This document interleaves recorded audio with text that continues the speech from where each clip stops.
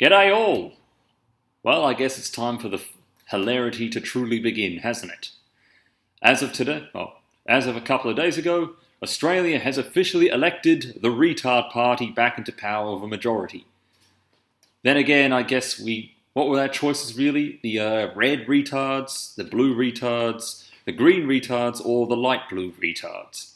Either way, this country was fucked. Well, as it just comes down to vote for Labour. We're going to make Australian Day lives worse.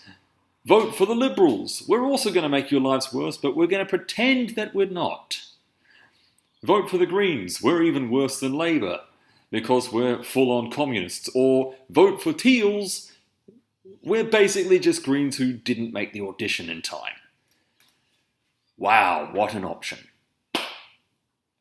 So, yeah, like I've said, Albanese got in. And, man, might I ask really why people are basically saying, oh, we've defeated the Australian Trump. It's like, or the Timu Trump. It's like, one, that's doubly insulting. First, you're insulting your commie Ching Chong masters with Timu by comparing him to a Timo product.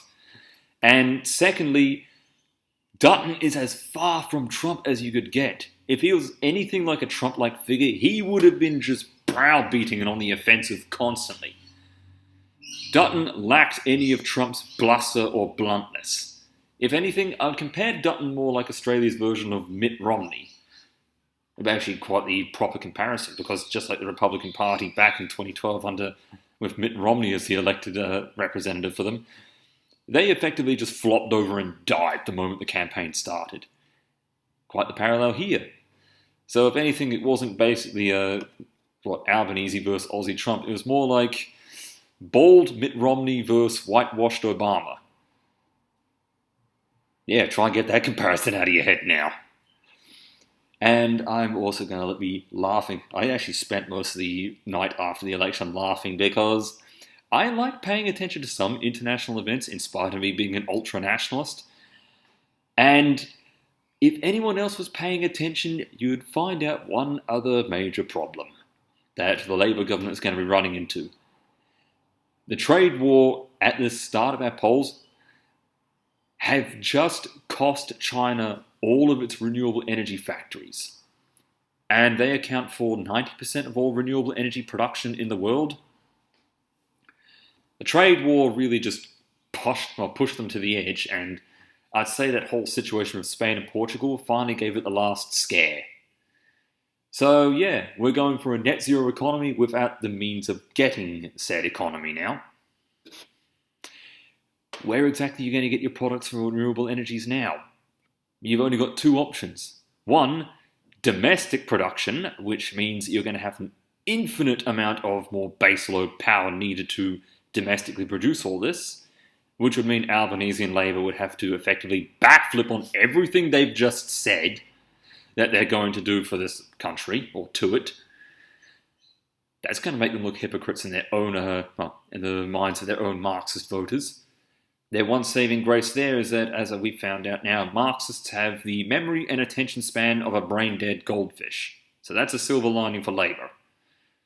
The other option, which is going to be the infinitely more humiliating one, is the only other market of sufficient production for renewable energy products is the United States.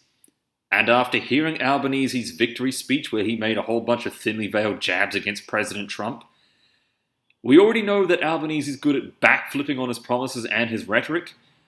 I hope he gets good at these next two things: crawling on hands and knees and kissing the US president's feet. Congratulations, Albo, you're fucked.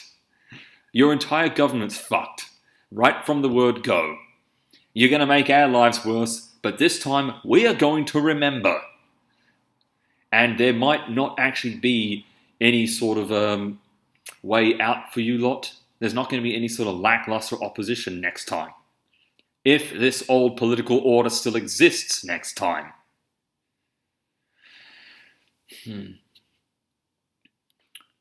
The next part is basically the immigrant economy is going to be pretty much shuttered as well. What was that now? Re-establishing our relationships with all our northern neighbours. Bad timing to do that, considering the fact that all our northern neighbours are either falling apart due to the trade war or getting geared up to kill each other. Yeah, we had a whole bet of different sick horses for this race, and we bet on the one most likely to die. Say what you will about Dutton, at least he had a way out. And I'd say now, as much as it is insurmountable for the Liberals to win again, they're laughing at the fact that when everything starts going tits up, Labour can't shift blame anymore. They're going to have to take it all on the chin. Have fun with those notions, because I'm still laughing to this day. See yas!